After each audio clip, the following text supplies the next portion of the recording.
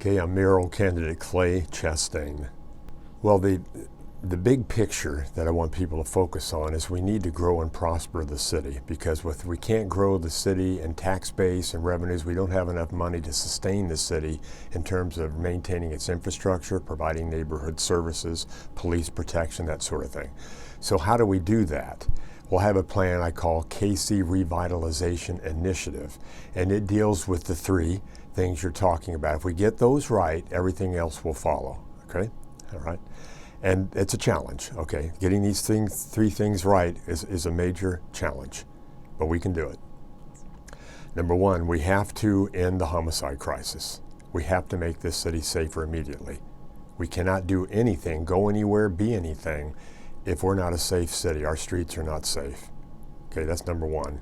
Mayor Lucas has failed to achieve that in 4 years. He promised he would do that, and he failed to do that. And he has no plan to do that, actually, any specific plan like I do. Number two, affordable housing. We have to find a way to provide affordable housing for our residents without public subsidy. That's what the mayor's doing now. He's collecting taxpayer money, putting it in the city housing fund, am I right? And he's dispersing it to people. Well, that's free, it's a freebie, but it's on the backs of taxpayers. That's not a good idea. That's not the way to do it. You do it through the free marketplace and innovative thinking, which I'm going to get into. The third thing we have to do is we have to provide the people a modern citywide public transportation system. Young people, a lot of them don't want to own an expensive automobile. It costs the average person $11,000 a year now, according to the AAA, to own and operate a car. If you can get around a city on a new transit system and not have to own that car, you have $11,000 every single year, right, to apply to housing, other basic necessities like food, utilities. So this elevates people. It improves their financial situation by offering that alternative. Now, option, if you will. So if you get those three things right, the city's safer. It has new affordable housing for people, so it's a city for everybody, not just people living in these high-rises, expensive high-rises downtown that the mayor's overseeing the construction of, $2,000 a month rent. Who can afford that? See? We need to build housing that, am I getting close to my 2 minutes? You're doing good. Okay. I'm under pressure. You're okay.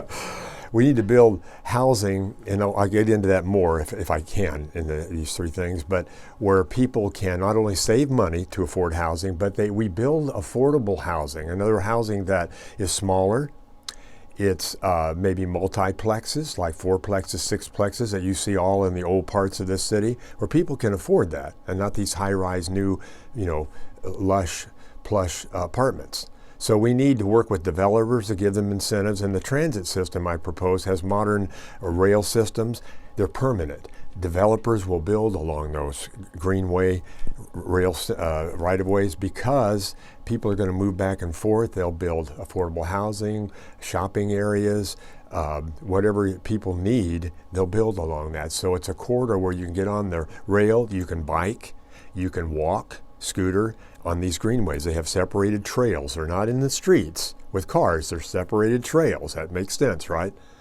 We use our wide boulevards, our right-of-ways, our medians, things like that to set these greenways up so people can move around the city and get to things without the car, less pollution, higher quality of life. We attract more young people, like I said earlier. So that's part of the big vision, KC Revitalization Initiative. And people can go to www.chastain4, not FOR, but numeral 4, mayor.com to get more details.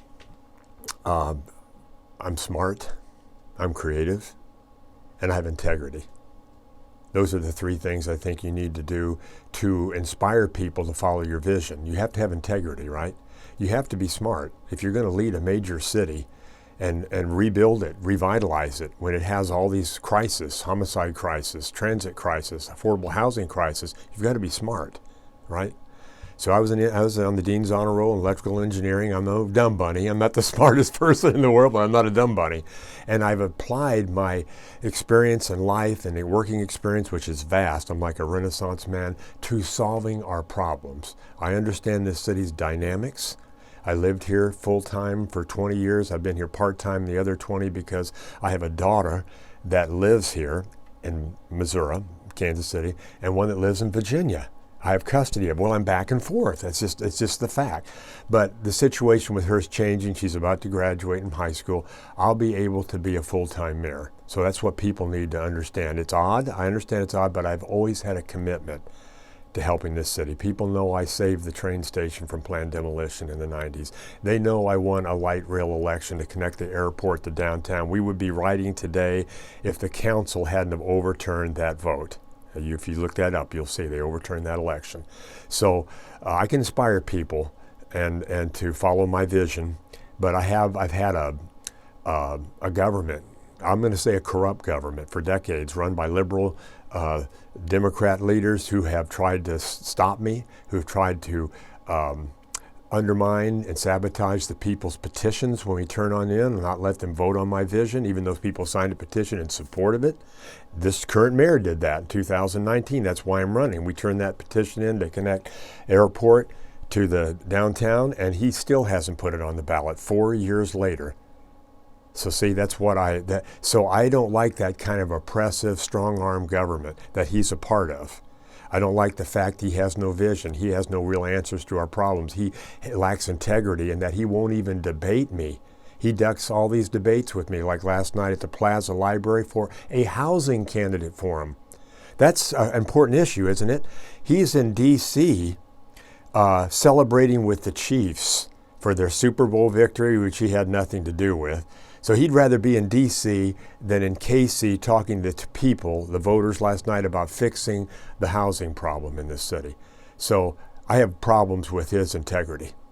Number one, we'll put on the ballot in November as I alluded to earlier, the K.C. Revitalization Initiative, a $2.3 billion plan to revive the city. Housing, new modern transit, and reduce the homicide crisis, which is if we provide more economic opportunity, jobs, job training and everything for youth, give them an alternative, and better policing, fully staff the police force with good policies, good policing, community policies, we can get that crime rate greatly reduced. Okay, the way to do it the way he's trying to do it is not the way to do it. He's distracting the people from the crisis. He's allowed to. He didn't create it, but he's not solved the problem by focusing on socially divisive issues that have nothing to do with fixing this city.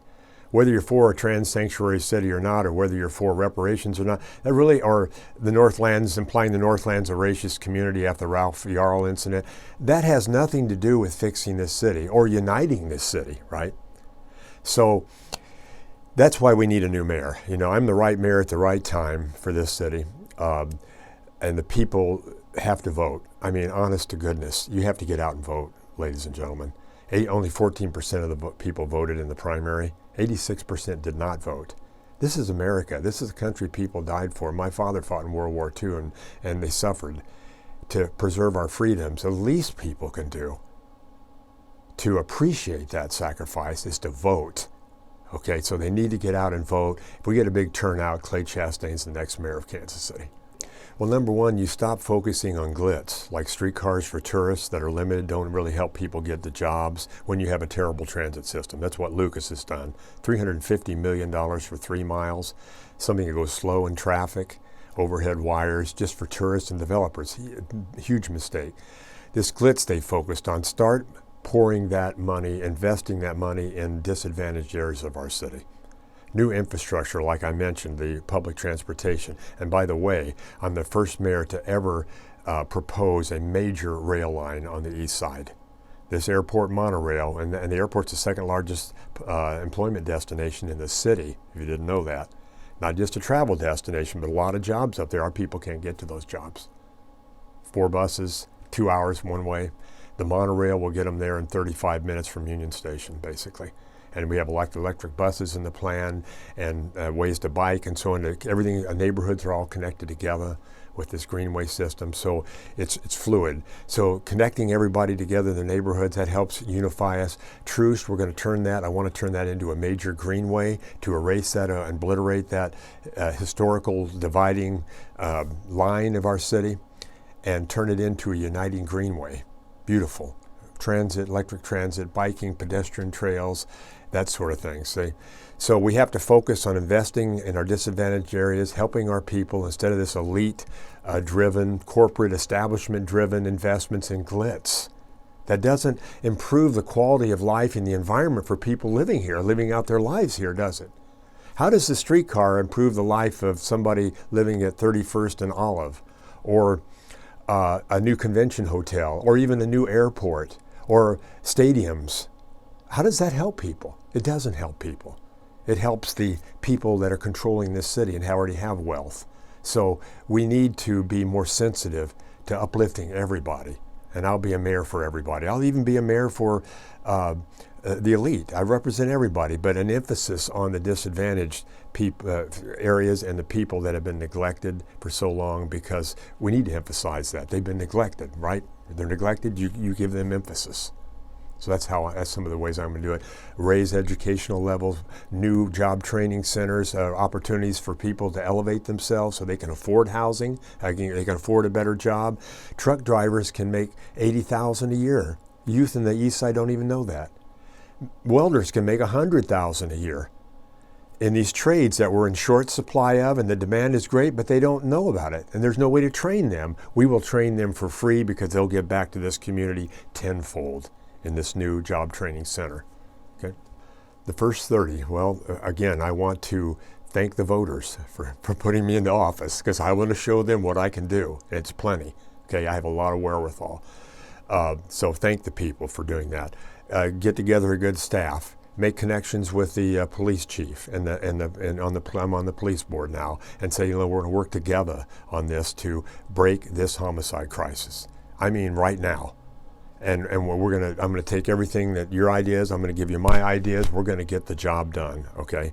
So we're going to immediately announce that we're going to full court press on the homicide crisis, make the city safer. So I said, we're going to move to get that KC revitalization initiative on the ballot, that $2.3 billion plan I talked about, the next 60 days promoting voter approval of that, because that's the key to unlocking the federal money. The federal money is from the Congress-approved infrastructure bill, remember? Well, there's $1 trillion there that's largely unspent to this point.